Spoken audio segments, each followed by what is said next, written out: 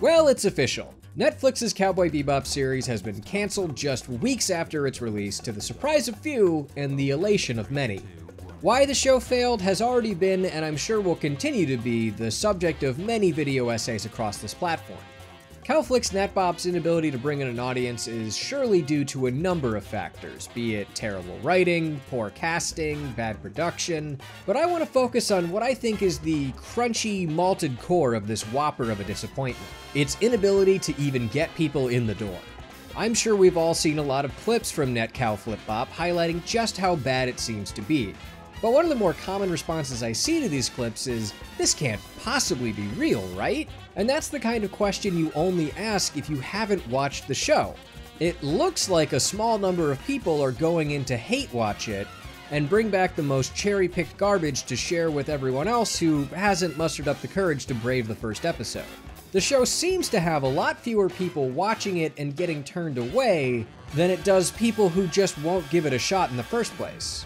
My point is that it's pretty strange how something that should have had a devoted fan base of space cowboys at the ready ended up with hardly any that were willing to carry that weight and give it a watch. They lost the core fans, and without them, they lost everything. So how does something like this happen? The anime fandom has always been a relatively small entertainment market. It's experienced a lot of growth over the years, and it might be larger than it's ever been, but it still pales in comparison to mainstream markets.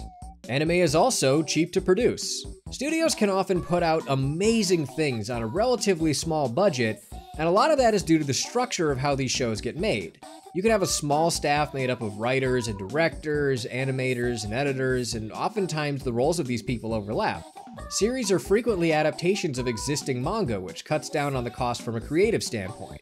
The seiyuu that are brought in to voice the characters are also paid comparatively little. Sure, there are some big-name seiyus that might make bank, and American VAs don't make a ton either, but when you compare that to a medium outside of animation, live action is clearly the more expensive way to go, at least in terms of actors.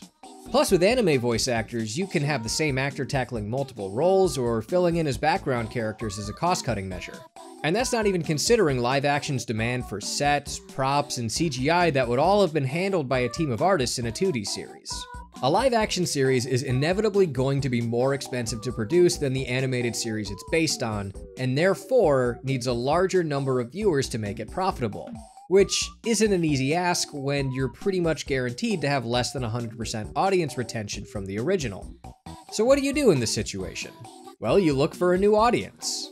Like so many others, Netflix assured themselves that the existing fans were on board and went off to seek a broader market, because shows about cowboys in space have always succeeded with a general audience, right? The irony is that those who try to please everyone most often end up pleasing no one. All forms of entertainment media eventually bifurcate into a AAA industry and a small independent market. Independent creators often produce works that are more niche, uncompromising and unique pieces of art that go on to become cult classics even if they aren't initially financially successful. Occasionally, these end up being huge commercial successes in addition to succeeding artistically. The horror movie industry survives on this cycle of cheap independent films that strike metaphorical oil and go on to make millions on a shoestring budget. After all, as the 60-second rule of acquisition says, "The riskier the road, the greater the profit." 60-second rule. However, despite this immutable wisdom, the reality is when you spin the wheel of fate, you often lose your bet. You can make more money putting it all on 00, but you stand to lose a lot less if you put it all on black every time. The more money you stand to lose, the more you gravitate towards the safe bet. We've all seen this trajectory in the once emerging art form that is video games. When they were a niche hobby, everything was small studios putting out games fueled by passion more than money, just as likely to go bankrupt as they were to hit it big.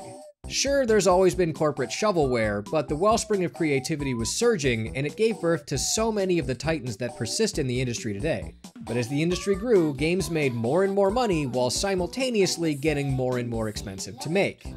Publishers started sinking so much money into AAA titles that they were unwilling to take risks. Instead, they were content to push out the same annual installments of series they know wouldn't fail to make some set amount of money. All the while, games like Among Us, that looked like they could have come out of Newgrounds circa 2004, ended up becoming massive successes. That's not to say that every independent game is a work of art or that they'll go on to make millions of times their budget back, but the indie landscape is likely to produce at least one 10 out of 10 masterpiece for every 100 passion over profit projects, while the AAAs will just give you a string of 5 out of 10s until the end of time. It's even apparent in once beloved franchises that began in a brighter era, only to spend years in decline trying desperately to reclaim that spark of soul while trying to live up to the monetary expectations the previous installments have set. You can only rely on brand recognition for so long. Fans may accept what you're shoveling into their mouth because they remember when it was hot primo content, but sooner or later they're going to start to notice that you've switched from the pile of chocolate ice cream to the compost heap, and that their breath is starting to stink. Lots of people on YouTube love to talk about the fall of the MCU and how superhero movies are finally failing. One look at Hawkeye and a zoom out to see that they're replacing every hero with their much less popular alternatives from the comics should clue you into the fact that the things people loved about this cinematic universe are gone, and it's starting to become a shambling husk of what it once was. The MCU started as something bold, experimental, and above all, incredibly risky. If you want to see what happens when you don't get a cinematic universe just right, look no further than DC. But what started as a huge risk, something revolutionary in filmmaking, has now become standard and predictable. The films have become formulaic and a license to print money. Because each Marvel movie is expected, nay, required to earn hundreds of millions of dollars, they've become afraid to stray from what they know works. It's no secret that they've had a lot of issues with more creative directors who want to try something new in a Marvel movie, only to be reined in and occasionally fired for the sin of having an original thought. This is the worst aspect of the search for mainstream appeal, the sanitization of media, the removal of anything and everything that could potentially be offensive, challenging, or problematic. This one isn't entirely the fault of people funding the creative endeavors. Some controversies can be completely unforeseeable and completely ridiculous. Plus, studios and publishers might embrace controversy and backlash. They might encourage it as a form of marketing, provided they're being attacked because their product is on the right side of history. It's all about who's on the other side of the controversy and whether they can paint themselves as the good guys, and whether they're coming up against an enormous censorious dictatorship. Avoiding backlash from audience may be one of the motivations for the sanitation, but no matter what the motive, the result is always the same. Even films that have already been released aren't safe from the censorious scheming.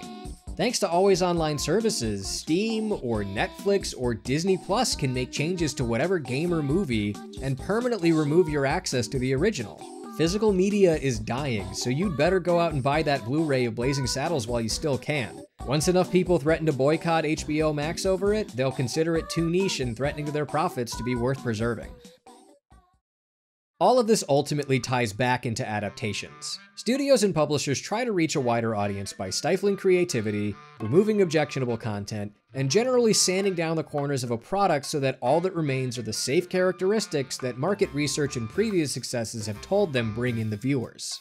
Adaptations are almost always a case of taking something niche and trying to amplify it to a wider audience. Yes, the thing being adapted is usually something popular already, but because of the nature of something like a book or a TV series taking more of a time investment than a 2-hour movie, you're always going to have a smaller potential audience for the original.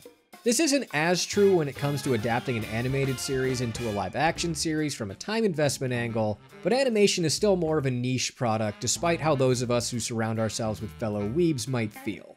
At least for now, something like live action has a lot more reach among the normies than a cartoon. So is just making it live action and leaving the rest exactly the same enough to count on a larger audience? Maybe, but that comes with another question. If you're going to make a shot-for-shot remake of something, why wouldn't people just go watch the original? This situation is different from adapting a book. There's a lot of different ways to adapt something from a non-visual medium into a film or TV show. Books also have basically no restraint on length, meaning that adapting one requires necessary cuts and changes to make it fit. Sometimes this is done in a way that respects the original and makes good use of time to communicate many of the most important core ideas and themes of the original, and sometimes it doesn't. But the point is, there's a lot of different ways you can skin that cat. But what we're looking at here is something completely different, an animated TV series adapted into a live-action TV series. They could literally recreate all 26 episodes of Cowboy Bebop, shot for shot, line for line, in live action if they wanted to. But what would be the point? Changes are a necessary part of most adaptations and remakes, if only to justify their own existence. This is something that needs to be understood and often isn't by fan bases that hate change. But despite the necessity of the change, it all comes down to this. The changes you make need to not be completely and horrifically terrible. Nowboy Fleebox needed to justify its existence. It needed to reach a wide enough audience to be worth its price tag, and it needed to be different enough from the original to provide a unique experience. Because of this, changes were made, and it seems like they only made the wrong ones. They made major changes to try to get that wider appeal. They changed Jet's race in the name of representation. They chose an Asian actor to play Spike, which, I mean, the race of characters in anime is kind of a weird subject. Like, should they all be Japanese, or how can you tell if they're not supposed to be Japanese? And I mean, John Cho doesn't make sense for this to me because you've got Keanu Reeves right there. Sure, he's older than John Cho by like 8 years, but Cho isn't exactly young himself, and people have been talking about Keanu playing live-action Spike online for years, and the John Wick movies show that he can still do action better than everyone else, and if you want representation, Keanu's like the most multiracial of multiracial people, which makes sense for a guy born on Mars in the future. But honestly, when you think about it, with a last name like Spiegel, couldn't that also just mean that Spike might be Jewish? Outside of casting choices, they also toned down Faye's outfit to stem potential cries of sexism and turn her into a badass, positive female role model, while they also changed Gren into a non-binary and positive representation for the LGBTQ crowd. This change is especially weird because having someone who was a POW and the victim of human experimentation and changing them into a proudly non-binary character is, at best, creating two completely separate characters with the same name, and at worst revealing some pretty messed up beliefs you have about how gender works. Each of these changes is done in the interest of representation, to give a new group a character to gravitate to because Netflix seems to think that you can't identify with the character unless they check all the same demographic boxes you do.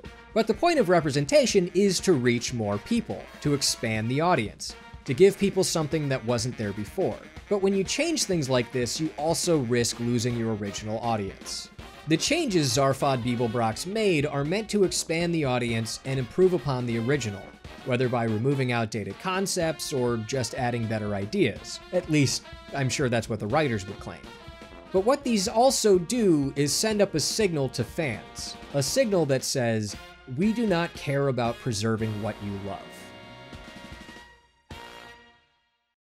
I didn't watch Netflix Bebop. Everything in this video I'm basing on news articles, clips I've seen shared online, and reviews from other YouTubers. And that's kind of the point of this video. I am exactly the kind of person that Netflix should have been targeting with this series. I'm a massive fan of the original. I've introduced dozens of friends to it. I've sat through the first 2 or 3 episodes more times than I can count trying to get other people into it. And I know I'm not the only person that's done that. Your pre-existing fans are an untapped resource. They will market your series for free out of a love for the original, but only if you embrace them instead of pushing them away. Fans are weary of change, even if it's necessary. And with every major change, fans expressed more and more concern. Not because Faye wearing less revealing clothing completely destroys her as a character, although I've seen some people argue that, but it makes us wonder what else you're willing to change. Like changing Julia and ruining her character, thus undercutting Spike's primary motivation and collapsing his whole story. And as we see more and more alterations, we wonder what'll even be left of the thing we loved to begin with. When these changes show a complete lack of understanding of what made the original good, like deep and meaningful dialogue instead of quippy, unfunny garbage, you've turned people off so much that they don't even want to give it a try. And worst of all, when fans speak up, when they voice their complaints about what's being done to their beloved Bebop, they get smacked down, they get belittled, they get insulted by the people who are part of the production. Why would I want to watch something made by people that hate me? So no, I will never give Netflix a chance on this one. I won't even watch the first episode. They scared me away before I even got in the door. Me and seemingly every other original fan. So what do you get? Canceled, that's what. Don't let the door hit you on the way out.